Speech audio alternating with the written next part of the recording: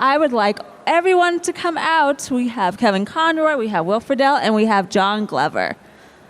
I am vengeance. I am the night. I am Batman. How do you top that? You can't. I feel like I've been here recently. I don't know what's going on. Hey! All right. So we are here celebrating Batman in animation. Now, while Batman has been on the small screen of animation since the late 60s to Super Friends in the 70s and 80s, there is nothing quite like 1992 when Batman the Animated Series began and kicked off the classic DC animated universe. And I just wanted to ask, with Batman the Animated Series and you and Kevin, you voicing Bruce Wayne's Batman, and John, you voicing the Riddler, and Will, you voicing Terry McGinnis for Batman Beyond in the follow-up, how did you come to get these roles, and how did you want to bring your own spin to bringing to life these classic characters when you originally first started? Wow. Well, I kind of stumbled into it because it was literally the first audition I ever went on for an animated character was Batman. I didn't do animation. I was a New York stage actor. I happened to be in LA doing a TV show, and my voiceover agent sent me over to audition for Batman. And I was so naive about it, I didn't even know it had never been an animated show. I knew the Adam West show from when I was a kid, and I assumed there had been some Batman. But I didn't know. I only knew the Adam West show. And Bruce Timm was horrified at that. He said, "What kind of childhood did you have? Didn't you ever read comic books?" So he had to bring me up to speed on the Dark Knight tragedy, watching his parents murdered in front of him as a child, how he becomes this dual identity to deal with his frustrations and his tragedy in himself. So I just improvised at the audition, and I came up with this very dark sound that it's just I kind of created it in the audition, and they hired me, and I had no idea, and I don't think anyone else had any idea, that it would last so many years and become so iconic.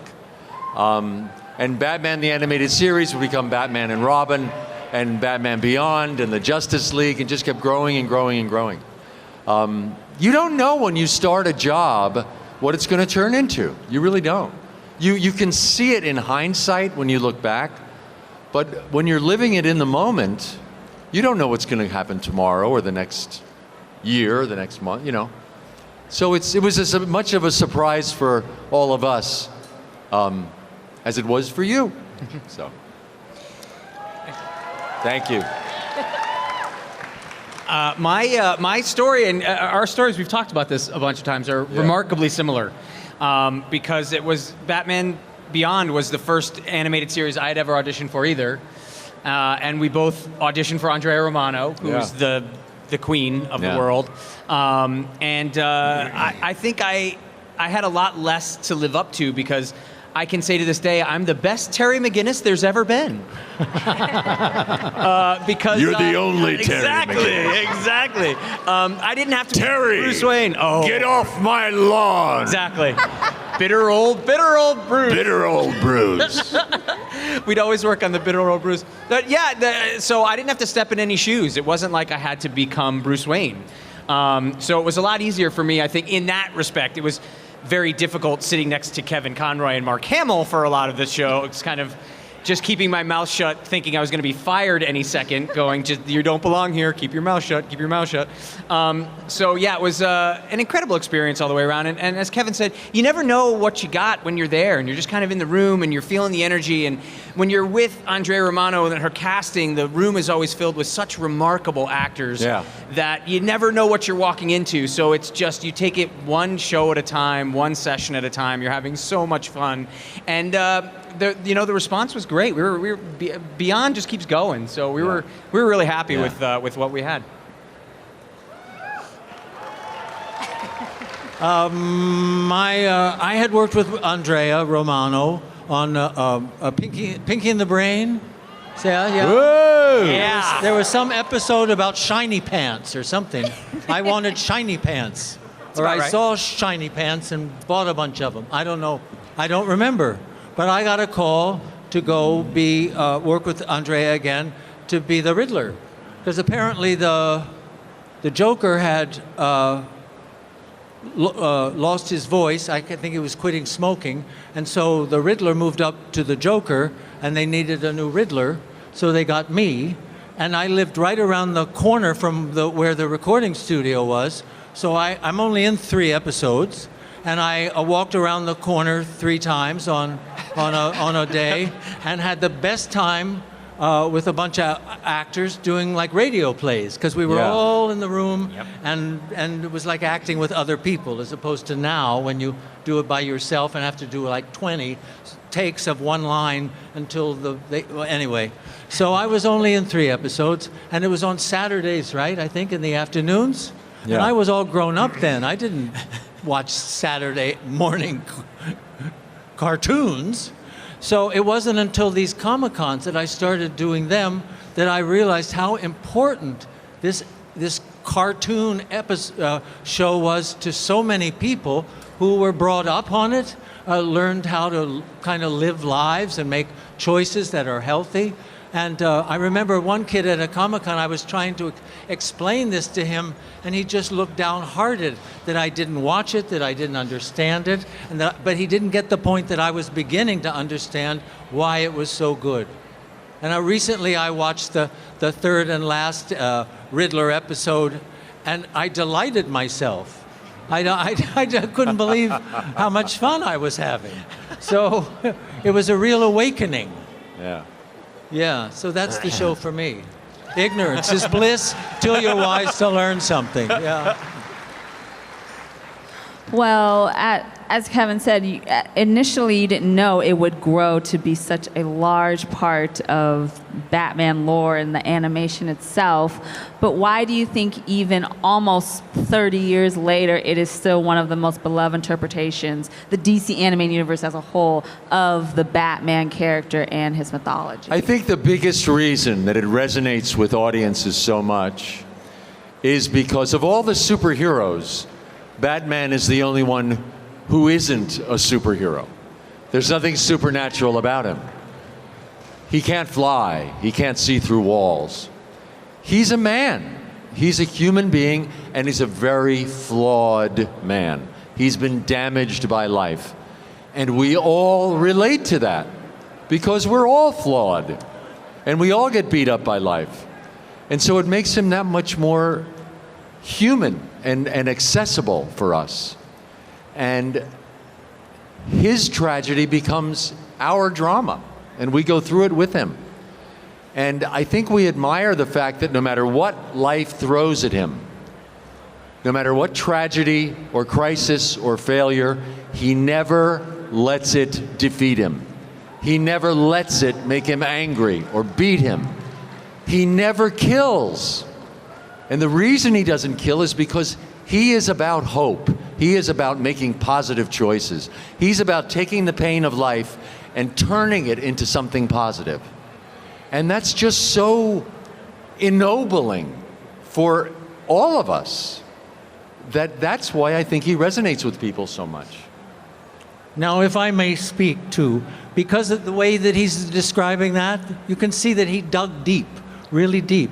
And the part that making it live on and on and on are the group of people that made it, that created it. Yeah. Because it's very seldom, and when it happens big time, it's just when a group of people come together and make something click and make it real and make it moving, and who all know how to dig deep. So it was that group gathered together. Yeah. There's something about the magic that they created that influenced people's lives. I mean, how to raise kids. I was making jokes before about the children and everything, but in Batman you can talk about anything because it's all about living nobly, and just what Kevin was saying. We've all got our problems, and it's how we face them that can prove our beings as Right. humans.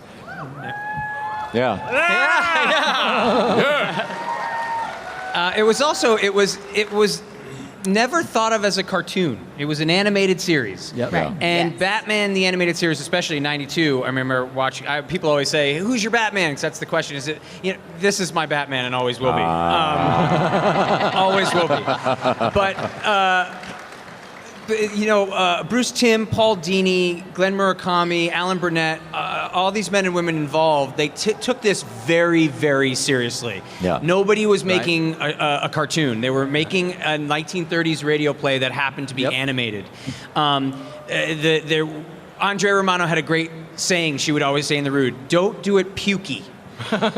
Meaning, a newscaster would come on, and if you're doing a cartoon, the newscaster would say, "And tomorrow we're going to Andre." We're going, no, that's not how we do it. Do it like a newscaster would do it. So all the acting was very grounded in reality. Yeah. It just happened to be animated. She's a genius, Andrea. She's brilliant. Yeah. Absolutely brilliant. And so that's one of the reasons I think it's resonated is because it's still just a well-written, well-produced, well-acted, well-directed show. Yeah. It just happens to be animated. Right. And I think that's what changed it. Where I never once heard anybody say the Batman cartoon, ever. It was always the animated series. Only me, Right. right? Yeah.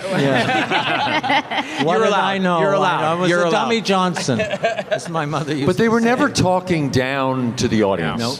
And it was Right. never done as a kid's show. It had to be kid-friendly, but the biggest audience was really college age. Yeah. It was a prime-time show when it first went on the air. Right. So there was never a sense of doing a kid's show. It was, as you were saying, it was an animated series. Yeah, it was great. And then when we did Batman, we started Batman Beyond. I think the Bruce Timm tells a great story where he said they came in and said we want to do a younger Batman, high school Batman, kid-friendly Batman. Right. And Bruce went, okay. And did Batman Beyond, which is arguably darker than the animated series. Right. And when we went to the opening, they did at Warner Brothers. They have this great screening room at Warner Brothers, this big kind of theater, and they screened the first two episodes, Rebirth parts 1 and 2. Right. And we're watching kind of through the dark as I'm seeing figures getting up and walking out. And I said to Bruce, who's that? He said, those are the network executives. This is not what they asked for. And he's like, they wanted younger Batman. Terry's younger.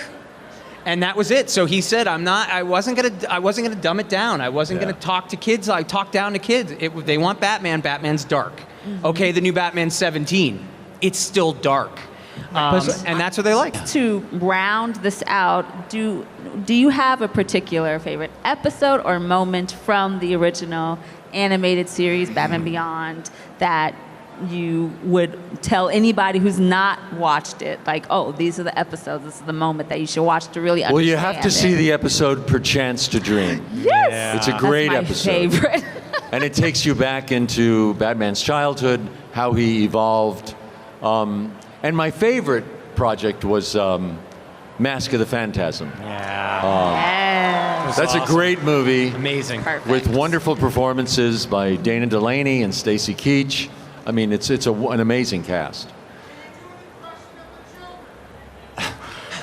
I got a lot of watching to do. Man, I had no idea What? about how deep it went. It goes. Oh, yeah. I know. I keep hearing things. I feel so like an idiot on the spectrum. That's one of the joys of, so I'm a self-proclaimed and very proud nerd. Thank you. Thank you, one person who agrees with me. And the joy of any nerddom is you scratch the surface and then you can go down the rabbit hole and you find a whole world around whatever you love. So that is one of the joys of nerddom, says the Dungeons & Dragons player.